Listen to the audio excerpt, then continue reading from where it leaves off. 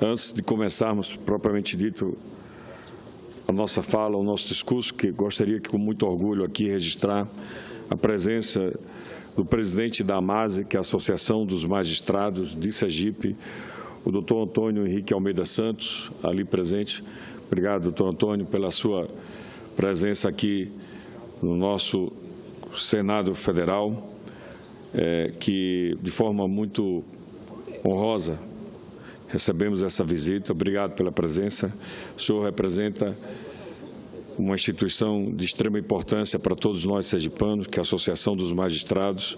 Que Deus ilumine aí na sua missão, tanto como juiz e agora como presidente da associação. Pois bem, senhor presidente, recentemente o Banco Mundial divulgou um relatório durante a COP22, Cúpula do Clima em Marrakech, no Marrocos, onde apontou que a cada ano os desastres naturais geram um prejuízo econômico superior a 300 bilhões de dólares e colocam 26 milhões de pessoas na pobreza. Este documento quantifica os impactos humanos e econômicos dos fenômenos meteorológicos extremos, agravados pelas mudanças climáticas, sobre a pobreza e trazendo evidências de que são muito mais devastadores do que se pensava e põe em perigo décadas de avanços na luta contra a pobreza.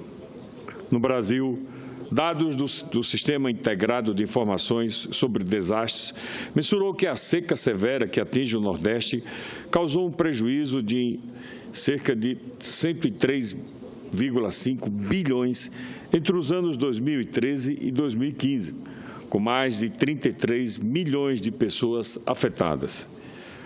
Senhor presidente, colegas senadores, para que se tenha uma ideia do que representa o prejuízo do Nordeste, e esse tema é mais do que secular, nos últimos 3 anos, o montante é equivalente à soma do PIB de 2013, segundo dados mais recentes do IBGE, dos estados de Sergipe, Alagoas e Piauí.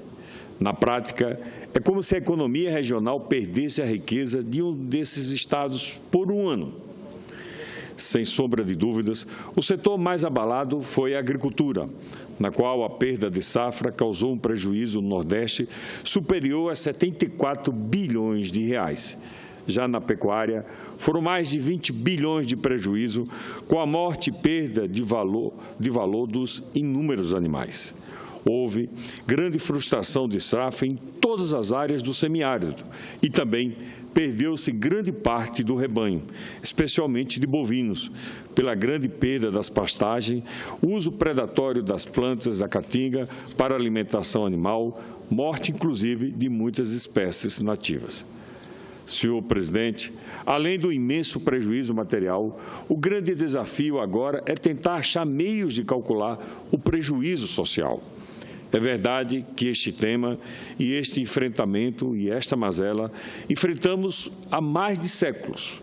Embora saibamos que não se morre mais de fome e de sede, sabemos que inúmeros problemas de saúde, tais como desnutrição, carência vitamínica, são gerados pela falta de água ou pela má qualidade desta, muitas vezes imprópria para o consumo humano. No Nordeste, não há produtor que não tenha sentido o impacto da seca. Em Sergipe, o sertão tem passado por uma das piores estiagens dos últimos anos. Atualmente, 19 municípios estão em situação de emergência.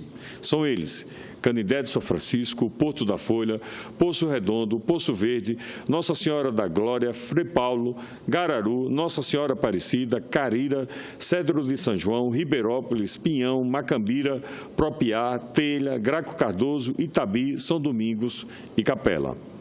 Os problemas gerados pela falta de chuvas e que este ano deixou de cair antes do previsto têm afetado diretamente os produtores agrícolas e pecuários e a economia da região do Alto Sertão sergipano, atingindo desde a alimentação animal até o cultivo e a produção do milho, feijão e outros produtos. Em Sergipe, a área de produção de milho supera os 250 mil hectares e, a partir do crescimento e da expansão desta fronteira agrícola, a economia desta região vinha apresentando um desenvolvimento surpreendente e o nosso estado passou a ter um destaque nacional. Entretanto, senhor presidente, este ano, em virtude das raríssimas chuvas, o desespero tomou conta dos produtores de milho, que computaram perdas superiores a 80% da área plantada e, por que não dizer, de toda a população da região produtora do nosso estado. Para que se tenha uma ideia da dimensão dessa perda na produção do grão, o prejuízo registrado é superior a quase R$500 bilhão. Após conversas com produtores de milho do nosso estado e de audiências com o ministro da Agricultura, o senador e amigo Blário Maggi, do ministro da Integração, do Trabalho, e com o ministro da Fazenda, Henrique Meirelles, na última quinta-feira, o Conselho Monetário Nacional, só mais alguns minutos, senhor presidente, o Conselho Monetário Nacional autorizou a renegociação de operações de crédito rural do custeio da safra de 2016, referente ao pagamento para 2017, com carência de 2 anos e o pagamento de 5 anos da dívida. Trata-se, senhor presidente, de uma oportunidade para esses produtores rurais, especialmente os produtores de milho. Esta, senhor presidente, foi uma ótima notícia aos produtores de milho, não só de Sergipe, mas também da Bahia e de Alagoas, que, se Deus quiser e há de querer, terão a oportunidade no próximo ano de plantar, produzir, gerar emprego e renda, fortalecer economicamente suas cidades e pagar os financiamentos realizados. Além disso, colegas senadores, gostaria de citar também a importância da intervenção da Codevasf nos perímetros irrigados de Betume, Cotinguibe, Pindoba e Propiá, no Baixo São Francisco, região que possui um dos menores IDH do nosso estado, e ratificar a necessidade de uma ação urgente da companhia. Lá, podemos constatar vários problemas que comprometem a subsistência dos pequenos produtores e que têm representado um entrave ao desenvolvimento de toda aquela região. Para que os senhores possam entender a situação, desde a criação do perímetro de Propiá há mais de 40 anos, as bombas de irrigação são as mesmas. Os investimentos em infraestruturas são insuficientes, limitando-se a pequenos reparos e paliativos.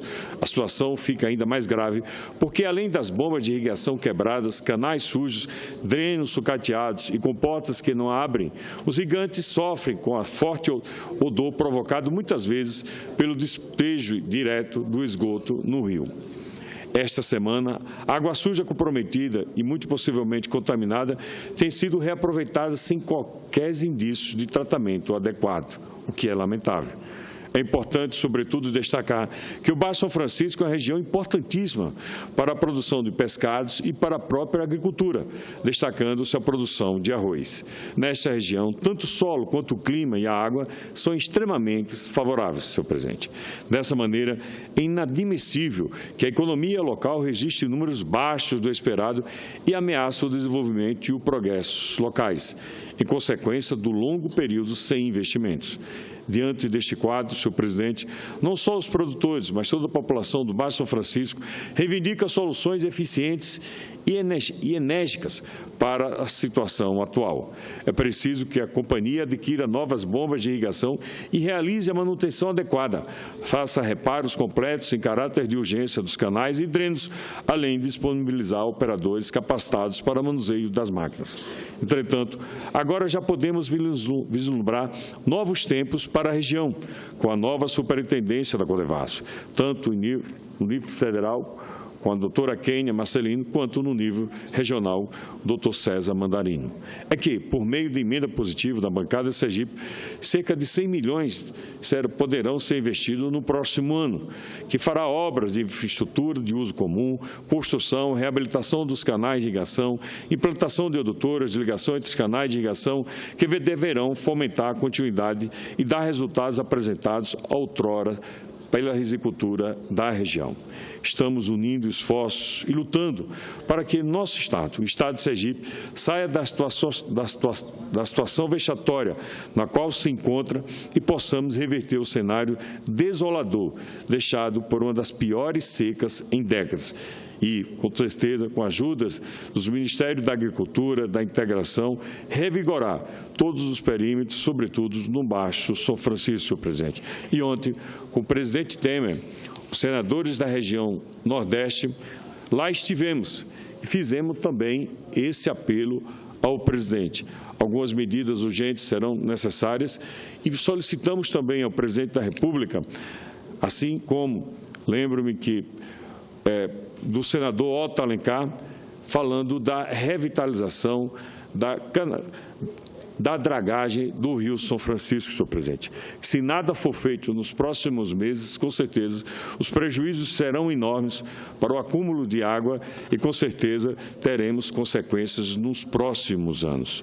Fizemos um apelo ao presidente da República que essa solução fosse permanente, que tivéssemos ali um sistema ou um órgão responsável como o Exército ou a Marinha, que pudesse realmente ajudar a revitalizar permanentemente o nosso Rio São Francisco, o rio da integração nacional e que é, portanto, responsável pela produção de alimentos e de energia e até de água potável, sobretudo para nós nordestinos, senhor presidente. O presidente da República, de forma muito sensibilizada, entendeu o nosso apelo e, com certeza, dará os encaminhamentos necessários, assim esperamos. Obrigado, senhor presidente.